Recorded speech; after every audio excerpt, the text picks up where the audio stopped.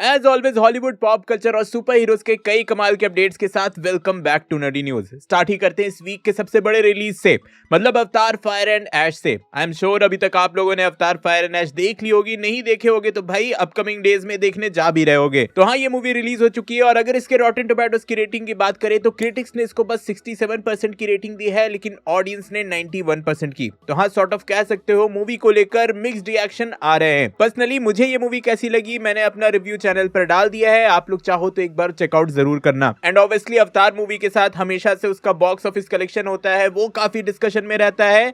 तो अगर इस मूवी के बॉक्स ऑफिस कलेक्शन की बात करें तो एग्जैक्ट नंबर्स अभी बताना मुश्किल है, क्योंकि एक दिन ही हुए रिलीज को और वर्ल्ड वाइड रिलीज है। लेकिन एक्सपेक्टेड है कि अपने ओपनिंग डे पर ये मूवी 340 टू 380 मिलियन डॉलर्स कमा लेगी। इंडियन रुपीस में क्या होते हैं वो कमेंट में बता देना। तो हाँ, एज ऑलवेज इसका ओपनिंग, इसका बॉक्स ऑफिस कलेक्शन अभी तक तो तगड़ा ही लग रहा है। अपकमिंग वीक्स में पता चलेगा कि यार क्या ये $2 बिलियन कमाने वाली मूवी बनती है या नहीं। वैसे अवतार 3 के रिलीज के बाद सबसे बड़ा क्वेश्चन ये आता है कि अब इसका फ्यूचर क्या है। तो इस पर जेम्स कैमरॉन ने क्लियर कर दिया है कि अगर अवतार 3 अच्छा खासा कलेक्शन कर लेती है, अपना बजट रिकवर कर लेती है, प्रॉफिट जनरेट कर लेती है, तो नो डाउट अवतार 4 एंड 5 भी आएंगे। और अभी के लिए अवतार 4 का जो एक्सपेक्टेड रिलीज डेट है वो 2029 का है और अवतार 5 जो है वो 2031 में रिलीज होगी। मतलब अभी अच्छा खासा टाइम है। लेकिन इस बार अवतार फायर एंड ऐश के रिलीज के साथ सबसे बड़ा डिस्कशन जो रहा है वो है डूम्सडे के टीजर का। आप सबको पता ही होगा कि डूम्सडे के टीजर को रिलीज किया गया है अवतार फायर एंड ऐश के साथ, थिएटर में इसको दिखाया गया है। तो हाँ, जिन्होंने भी मूवी थिएटर में देखी है उन्होंने इसका टीजर भी ऑलरेडी देख लिया है। पर हाँ, मैं कुछ लोगों के कंप्लेंट्स भी सुन रहा हूँ कि उनके थिएटर में टीजर को कट कर दिया गया, टीजर का पोर्शन दिखाया ही नहीं गया, डायरेक्ट मूवी स्टार्ट कर दी गई। तो यार ये आपके थिएटर वालों की गलती है, एक बार आप उनसे बात करो तो शायद वो लोग दिखा दें।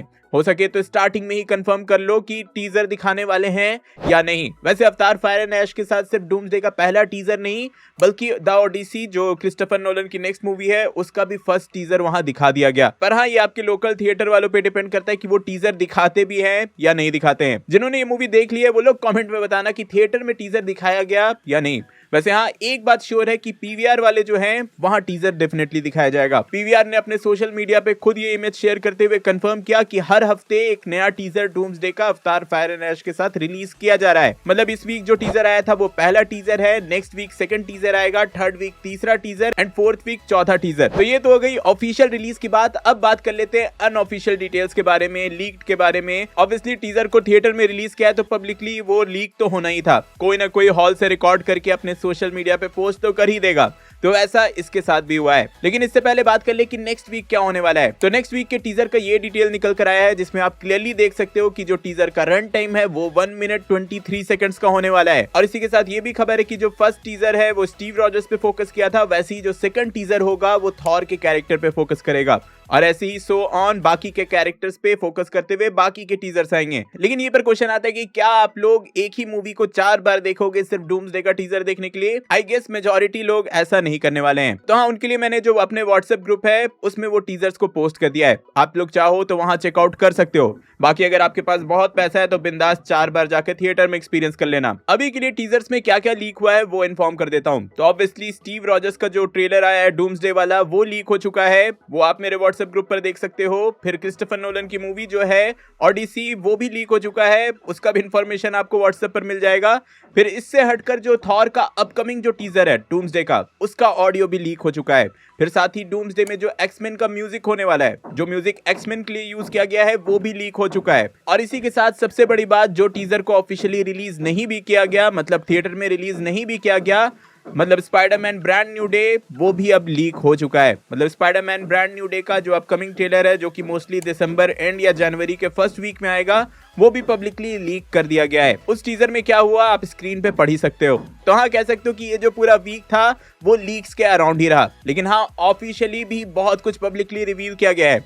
अब उसकी बात कर लेते हैं। सबसे पहले तो ओडिसी का ये एक नया ऑफिशियल पोस्टर रिलीज किया गया। इसको कह सकते हो one of the most awaited movie of 2026 है और इसी के साथ इसके कई सारे नए स्टिल इमेजेस भी रिलीज किए गए। Then I am sure Tom Cruise के मूवीज का भी फैंस बहुत ज्यादा वेट करते हैं। तो उनकी नेक्स्ट मूवी आने वाली है डिगर, उसका ये एक ऑफिशियल पोस्टर रिलीज किया गया है और एक नया ट्रेलर भी। ट्रेलर काफी इंटरेस्टिंग और मूवी काफी ज्यादा फन लग रही है, एक बार चेकआउट जरूर करना। देन आई एम श्योर आप लोग मूवीज सीरीज ये सब देखते हो तो गाय रिची का नाम तो आपने सुना ही होगा। तो गाय रिची की यंग शर्लॉक करके एक सीरीज आने वाली है प्राइम पर, उसका भी फर्स्ट ऑफिशियल ट्रेलर रिलीज कर दिया गया। देन डेयरडेविल बॉर्न अगेन का जो सीजन 2 है उसके कई सारे नए ऑफिशियल स्टिल इमेजेस भी रिलीज किए गए, जिसमें इवन आप जेसिका जोन्स को भी देख सकते हो। फिर आई एम श्योर हॉलीवुड मूवीज के फैन स्टीवन स्पीलबर्ग की मूवीज तो देखना पसंद करते ही हैं, तो उनकी नेक्स्ट मूवी को भी अनाउंस कर दिया गया है। उनकी नेक्स्ट मूवी डिस्क्लोजर डे आने वाली है, उसके ये 2 नए ऑफिशियल पोस्टर्स रिलीज किए गए, साथ ही एक बिल्कुल नया ट्रेलर भी। ये ट्रेलर जो है ऑब्वियसली एक्सपेक्टेड था कि एलियंस पर ही फोकस करती है। और यहीं पे एक इंटरेस्टिंग टेक लेते हुए ह्यू जैकमैन की एक नई कॉमेडी मूवी आने वाली है, द शीप डिटेक्टिव्स। काफी फनी ट्रेलर है, एक बार जरूर चेकआउट करना।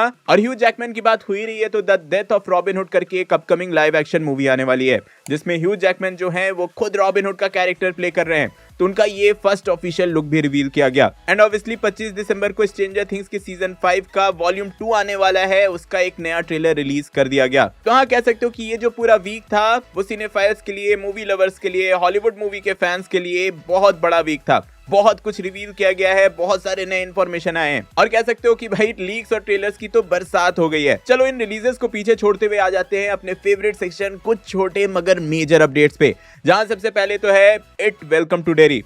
मैं ये पर्सनली ये शो मेंशन करना चाहता था, मैंने ये सारे एपिसोड्स देख लिए हैं, मतलब सारे एपिसोड्स अब आ चुके हैं, आप चाहो तो बिंज वॉच कर सकते हो। और मेरे तरफ से भाई पूरा रिकमेंडेड है, बहुत मजा आएगा आपको अगर आप ये शो देखोगे तो। पर्सनली मैंने बहुत ज्यादा एंजॉय किया। लेकिन इसी को पीछे छोड़ते हुए आगे बढ़े तो फास्ट एंड फ्यूरियस फ्रेंचाइज से एक बड़ी खबर निकल कर आई है। विन डीजल ने ऑफिशियली कंफर्म किया है कि नेक्स्ट जो फास्ट एंड फ्यूरियस की मूवी होगी उसमें उन्होंने खुद रोनाल्डो के लिए एक नया रोल लिखा है। मतलब Ronaldo may be as Ronaldo Fast and Furious की नेक्स्ट मूवी में दिख सकते हैं। मतलब उनका कैरेक्टर तो लिख दिया गया है, अब रोनाल्डो हाँ कहते हैं ना कहते हैं या कितने पैसे लेते हैं इस पे डिपेंड करेगा। पर हाँ, ये कह सकते हो कि रोनाल्डो की नेक्स्ट फास्ट एंड फ्यूरियस में दिखने की चांसेस बहुत ज्यादा हाई हैं। यहीं पर आगे बढ़े तो जॉन सीना ने WWE से ऑफिशियली रिटायरमेंट ले लिया है, मतलब वो WWE में एज रेसलर अब नहीं दिखेंगे। एज पर रिपोर्ट्स उन्होंने हॉलीवुड में अपने करियर पे फोकस करने के लिए रेसलिंग से रिटायरमेंट ली है।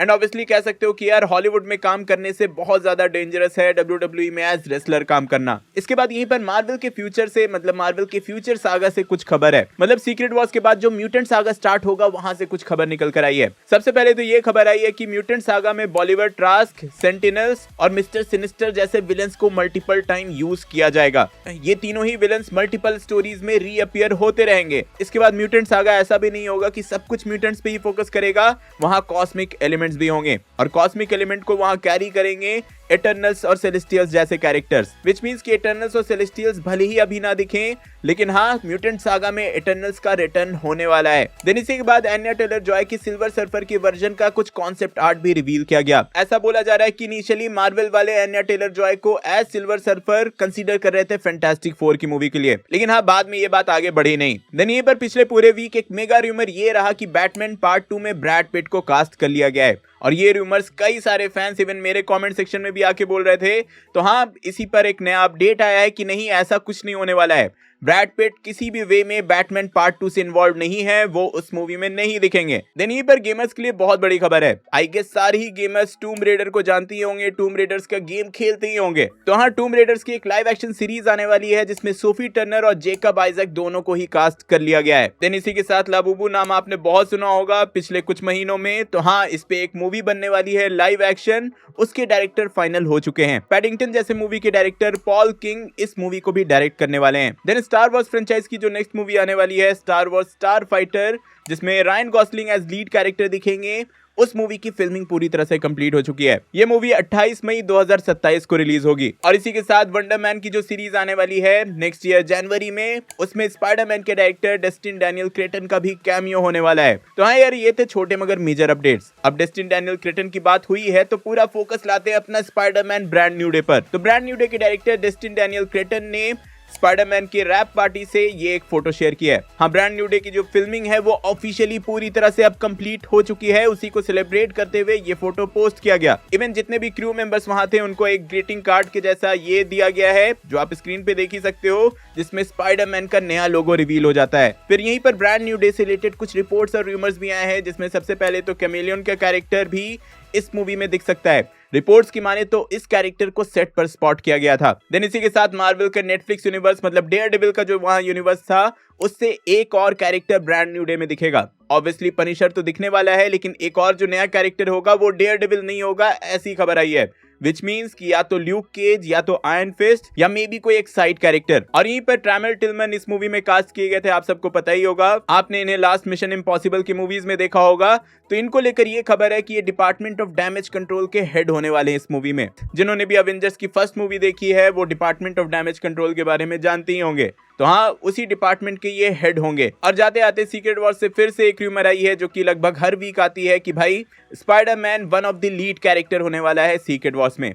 तो हाँ यार, ये थे इस वीक के सारे अपडेट्स। आई होप आप पूरी तरह से अपडेटेड हो गए होगे। इफ हाँ तो वीडियो लाइक करना, शेयर करना, चैनल पे न्यू हो तो सब्सक्राइब करके जाना। अवतार फायर एंड ऐश का मेरा रिव्यू देखने के लिए ऊपर वाली वीडियो देखें और 8 वेलकम टू डेरी का मेरा एनालिसिस देखने के लिए नीचे वाली। मैं जल्दी और नई वीडियो लेकर आऊंगा। टिल देन बी देसी बी नर्ड।